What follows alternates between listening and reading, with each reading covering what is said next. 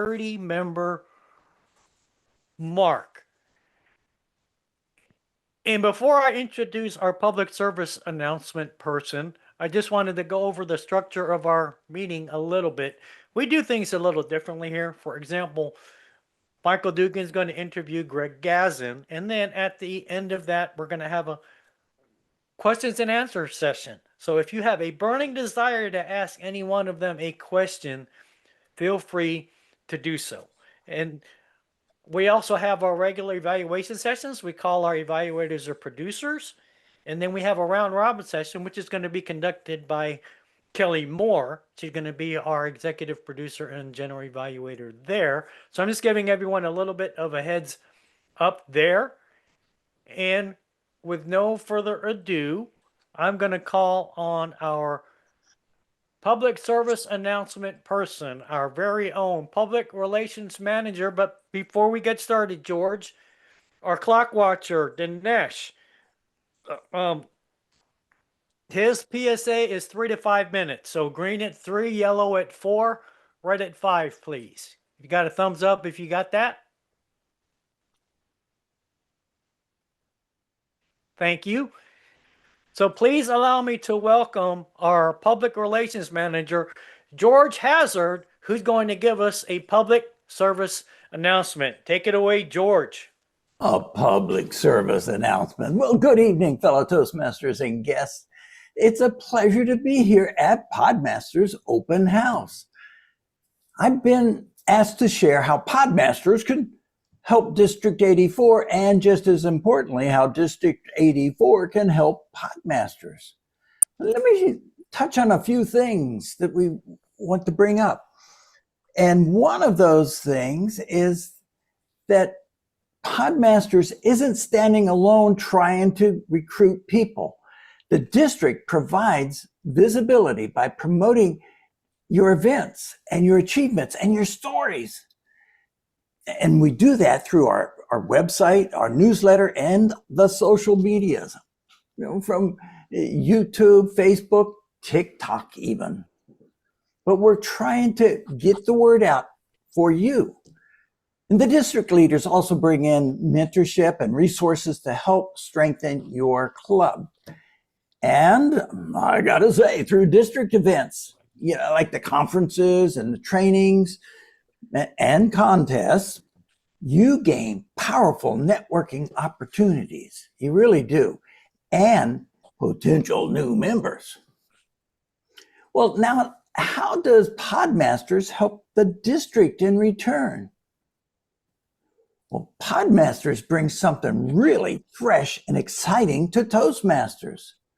You're showing us how our skills of storytelling, vocal variety, confidence, leadership, all translate into the world of podcasting. And that's attractive to a new generation of members. Just by thriving, you expand the reach of Toastmasters. You can even create podcasts that help spotlight the district's events, success stories, and help share the Toastmasters story well beyond the walls of any single club. Now, at the heart of it all, I got to tell you, the district mission is we build new clubs and support all clubs in achieving excellence. So together, we amplify voices, attract members, and achieve excellence side by side. Mr. Toastmaster.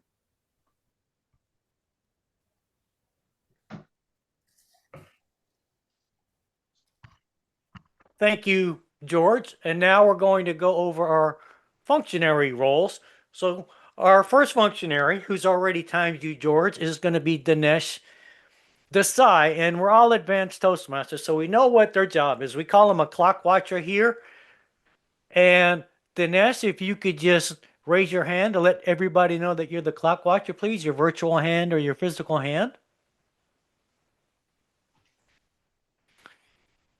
And for our times, when it comes around to the interview, the time for Greg and Michael is going to be 30 minutes. So you're going to do green at 28, yellow at 29, red at 30.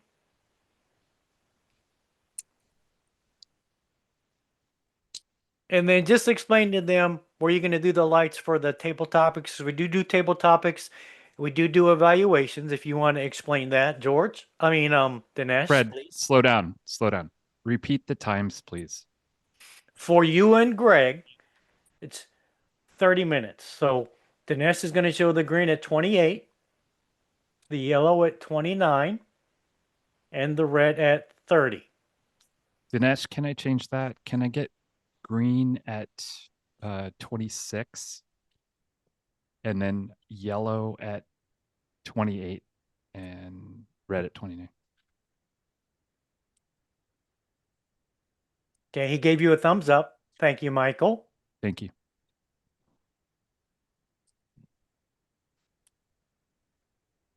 And we have a round robin session, and they're going to be timed for 30 seconds to a minute. So Dinesh is going to show the green on my cue at 30 seconds, yellow at 45 seconds, and red at 1 minute for the feedback session. And then we have our 1 to 2 minutes for table topics and our 2 to 3 minutes for our evaluators. And Dinesh gave me the thumbs up, so you're going to see the green cards when he's ready. And then I'm also going to call on we call him an audiovisual engineer, which is our version of the Iconogrammarian Wordmaster, and that is Arthur Burns. Arthur, please tell us your role and what the word of the day is, please. Oh, I'm going to be listening for double clutches and all that kind of stuff. And the word of the day is understanding. We need to have more understanding in today's world. And that is it. I'm going to put the word of the day in the chat. Thank you, Arthur. And we've added a new role to our meeting, and that is a quizmaster role. And filling that role today is going to be Chia Tamaki. So Chia, the floor is yours. Please tell us the role of the quizmaster, please. Toastmaster. So I am serving Quizmaster today. The role of the Quizmaster is an excellent role for new members to begin participating in club meetings immediately.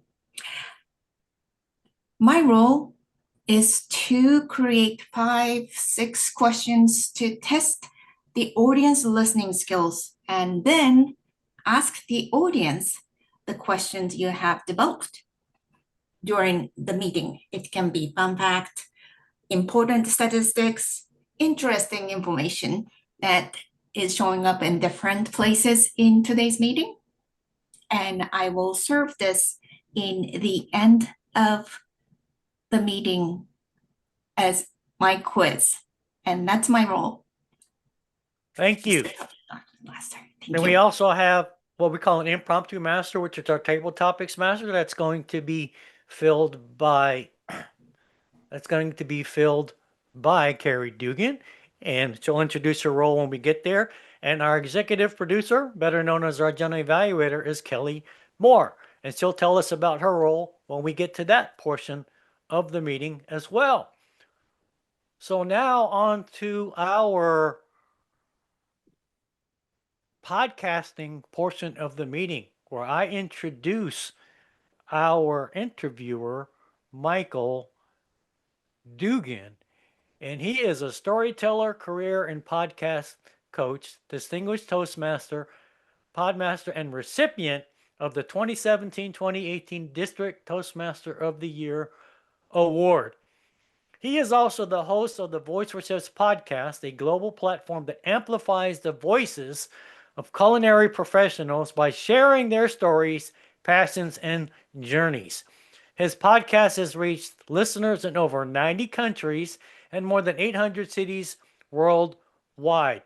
Through podcasting, Michael helps people connect, lead, and create with confidence. Today, he's thrilled to introduce a guest who embodies those same values.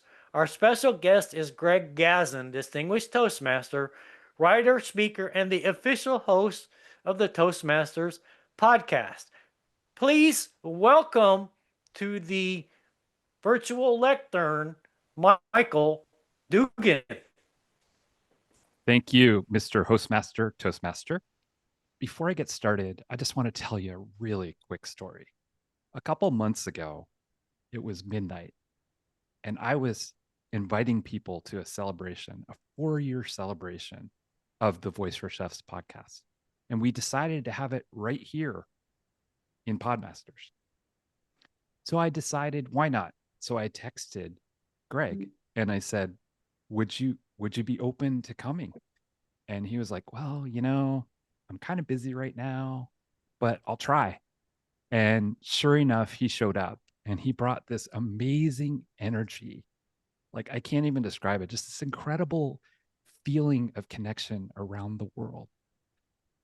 And so now I'm so excited to introduce Greg. So today's guest is Greg Gazin.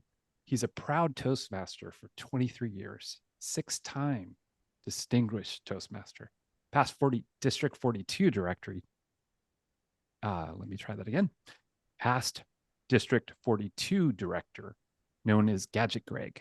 He's a serial entrepreneur, a syndicated columnist, a speaker, and author of Corey Outsmarts the Butterflies, helping readers build confidence and communication skills. Since 2006, Greg has produced the award-winning Toastcaster podcast and is the voice of the official Toastmaster International podcast, recently named a top 25 higher education podcast. From a shy introvert hiding behind his keyboard to a global podcasting leader, Greg credits Toastmasters and mentors for opening doors he never imagined. Please welcome DTM Greg Gazin.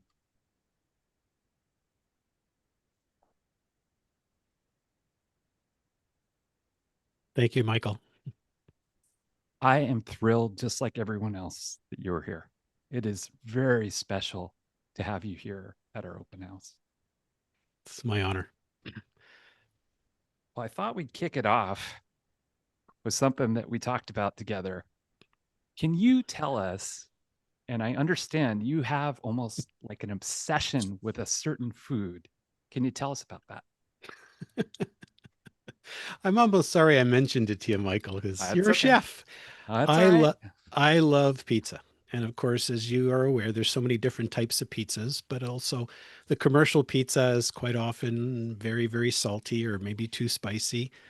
And I always have all kinds of leftovers in the house. So I decided that I will attempt to make pizza with whatever leftovers I have. And I typically take pictures of them and I put some on Instagram and some on Facebook. And I know you had mentioned to me to mention something unique. Well, sometimes you get tired of the same old sauces on top of a pizza, but I'm a person who loves to consume hummus. I love barbecue sauce, so I will use hummus. I will use barbecue sauce. I will use Greek yogurt, mix it with all different kinds of spices to make a base, and whatever bread I have. And in fact, there is a local bakery called the Happy Camel, and they show their wares at the local farmers market. And they have this neat little, I guess you would call it a little pita, about 6 inches, and it's caramelized onions and spinach flavor. And I showed him some pizzas I had made from it, and he was so impressed. He was absolutely amazed. He says, "Can you please send me those pictures so that I could post it?" So yeah, I make pizza just about out of everything. Maybe not to the caliber and finesse as to what you can create, but it's food. That's wonderful. Now I know, like me, you've been a Toastmaster for a long time. I've been Toastmaster since 2009 and absolutely have loved the journey. And I think I'm going to be a lifer. I mean, there's just no question about it. But can you tell us a little bit about, if we take you back, how did you first start getting into podcasting? But also, did you have a passion for radio when you were growing up? Or is it just something that just happened and you said, I'm going to jump into podcasting? Well, if we go back, far back, I guess as Yeah. a kid, I did have a passion for radio. I think every kid wants to be a DJ introducing music and Oh songs, yeah. or be a sports broadcaster. Now you can see my voice is now deep. When I was young, it was much higher. Think of the Bee Gees, ha ha, staying alive, or hi ho, Kermit the Frog, something really high pitched. So I guess it really wasn't in the cards. I was a very quiet and shy introvert. So when I had a school project to do, instead of getting up in front of an audience, I made audio visual. And for those of you who are a little long in the tooth and remember the reel to reel tape, well, I used to cut tape with a razor blade, and I mix all those things together. Didn't have technology back then. And so I would do that when I can. As far as podcasting goes, my background is as a gadget guy, a technology individual, writer, speaker. Mm. And when I first started, I thought, when podcasting came around, I thought I would really love to do a tech podcast. And you know how many of us say we want to do a podcast, we want to write a Hmm. book, we want to do this, we want to Hmm. mow the lawn, but one of those things that we never get to.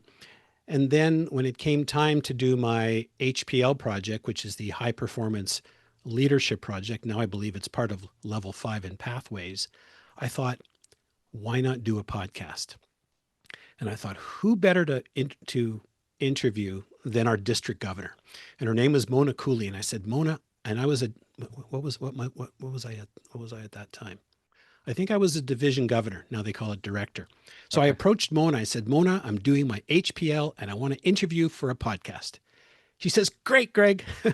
What's a podcast? So I explained to her what a podcast was. I did the first podcast.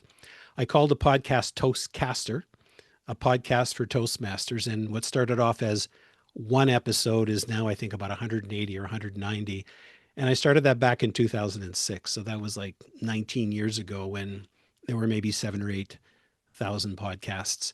As time went on, the district was no longer interested in the podcast. So I rebranded it as Toastcaster Communication, Leadership, and Learning Lab, not necessarily Toastmasters specific, but it continues to be complementary to the Toastmasters podcast. Oh, that's amazing. Um, and can you tell us about what is the Toastmaster podcast all about, and what is the relationship with the Toastmaster magazine? That's a really good question, Michael, because I get so many requests that, hey, I Hmm. really want to be in your podcast. Hmm. The Toastmasters podcast, and this is, of course, very important. Anyone who has a podcast, you need at some point to have a why. What's the raison d'etre? Why is it there? You don't necessarily need it when you're starting, but if you are going to have a long lasting podcast that's going to resonate with people, you need a why. Now, what many of you may not be aware of is the why of the Toastmasters podcast is to amplify the words, the stories, and the pictures of the Toastmaster magazine. So we will interview people who have written articles. They might be a subject matter expert who was quoted in an article, or we also interview every year the accredited speakers, the incoming international president, the world champion of public speaking, and of course they're all tied somehow to articles. So that's our goal, because when you have a magazine article, there's limited space.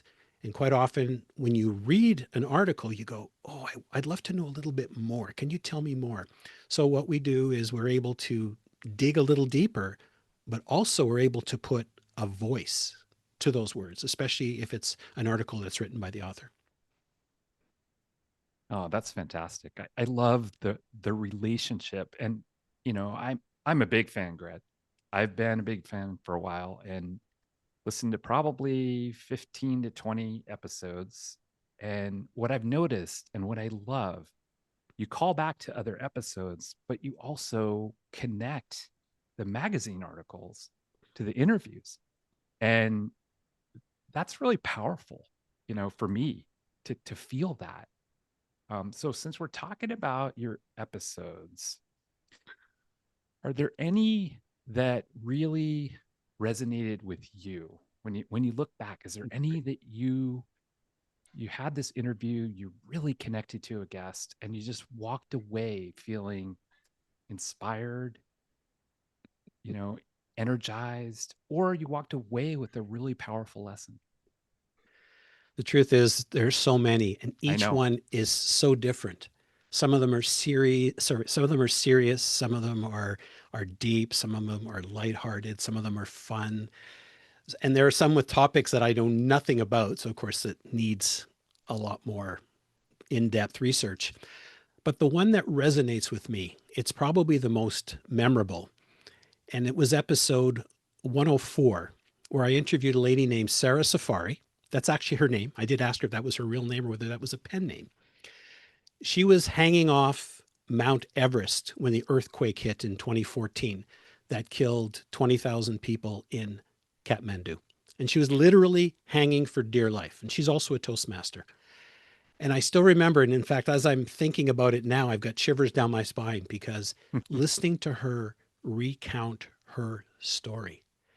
And you see, this is also interesting because I had nothing but the image on the front cover of the magazine. But her recounting the story just put an image in my mind. And this is also, well, video is great too. It's the power of audio. And when people ask me which is the Yes. one that's impacted me the most, it's probably that one. And I think about it, and every once in a while I'll listen to it. In fact, that was in 2014. I think we interviewed her in 2015. In 2022, Netflix actually created a series called Aftershock, the Everest and Nepali earthquake. So if you're interested in that, listen to the podcast, episode 104. And then please go ahead and check out that one. That's probably the one that has the most impact for me, if I had to pick one. Wow. And then you mentioned to me, we've had some amazing conversations getting ready for this interview. And one of the things that stood out to me was you said you had some fun episodes. So you mentioned William Hung. Can you talk a little bit about him? I had to You're go back. smiling already. Well, I had to go back and look it up. For those of Yeah, you who yeah. don't know William Hung, if those of you who know Ricky Martin's Shebang, well, William Hung, let's just say he earned success by a failed American Idol interview. Yep.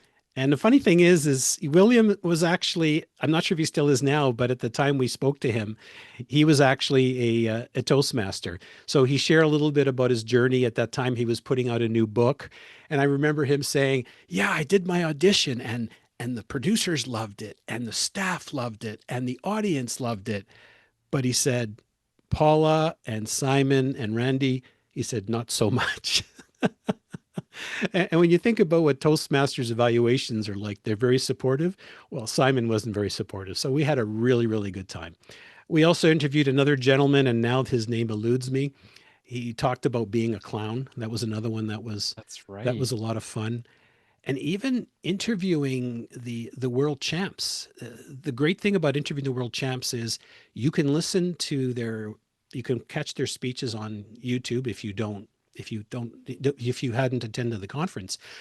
But what's great is to listen to some of their backstory. So for example, we interviewed Cyril Jr. Dim, who in I think it's 2022, Mhm. he went from Zimbabwe to Poland, and his I remember his phrase was Indini. It's me. I think that's what it was. Oh yeah. But when we interviewed him, he shared about these sort of untraditional ways that he that he rehearsed. So he talked about going into a crowd of a whole bunch of people and he would just start talking to gain some of that confidence. Or another one was Muhammad Katani, 2015. I don't know if those of you who remember, he gets onto a stage and pretends to light a cigarette. He goes, "Oh, what?" But he had said, first of all, he wasn't supposed to be there. He was the second place person, but I guess the first place person couldn't get transport or couldn't get a visa. Hmm. And so he he ended up coming in at the last minute and he made changes to his speech. He figured, you know what? I'm here. It's okay. Everyone is practicing, rehearsing their speech. He's playing video games. But he had said he had made a change to the speech at the last minute. So of course I asked him, well, what was that change? And he shared it. So those are some of the things that you don't get just listening to the actual speech itself. And so this is where we get a deeper dive. And of course, there was a companion article to go along with it. So that was fun. I mean, we try to laugh in every episode, and we try not to take ourselves too seriously. Of course, we take the topic and the guests, but there's always lots and lots and lots of laughing. Well, I want to see, I'm just curious. This is going to be a little interactive.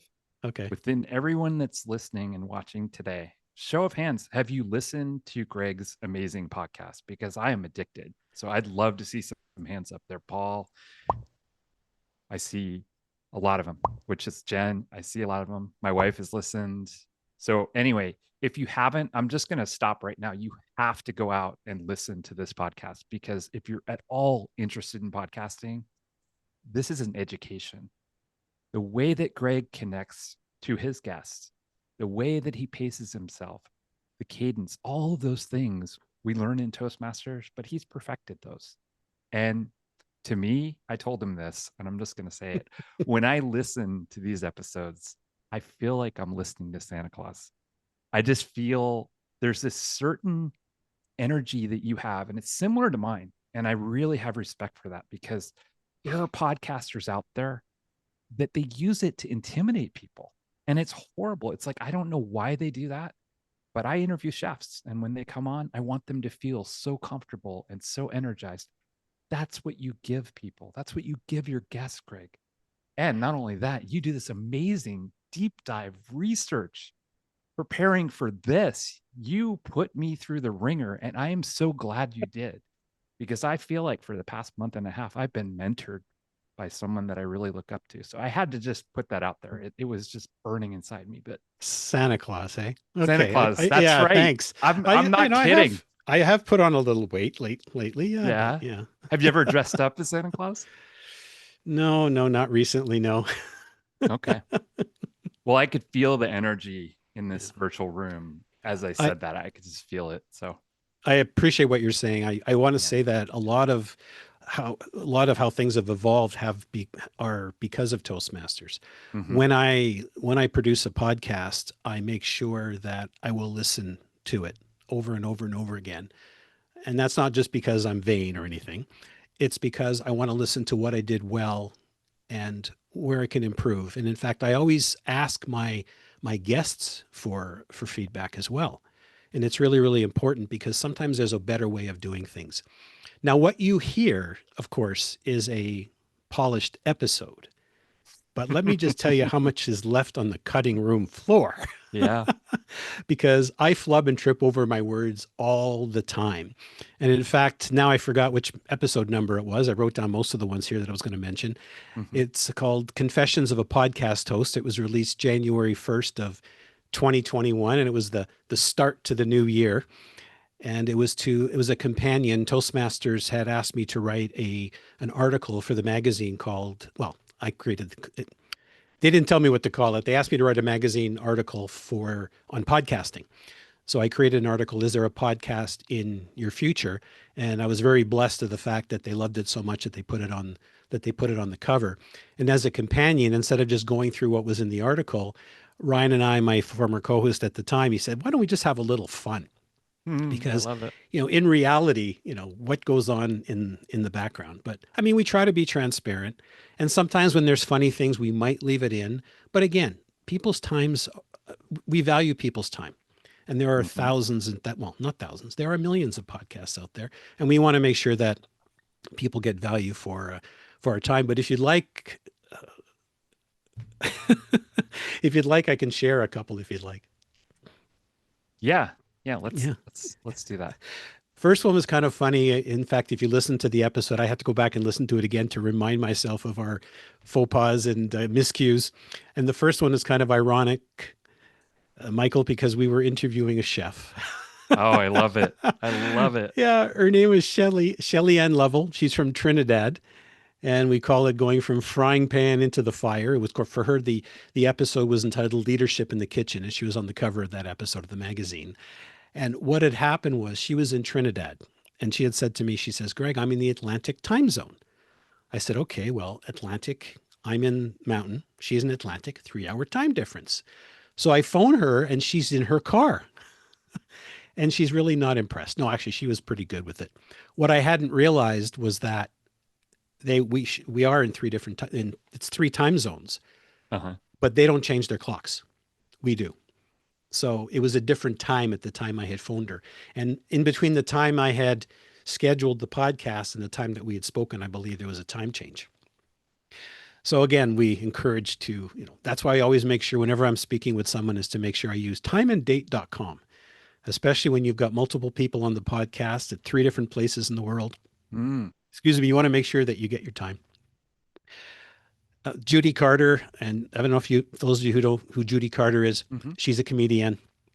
Very, very, very funny lady. So, of course, we're recording an episode, and Ryan, my former co-host Ryan, and Judy were talking. And while they were talking,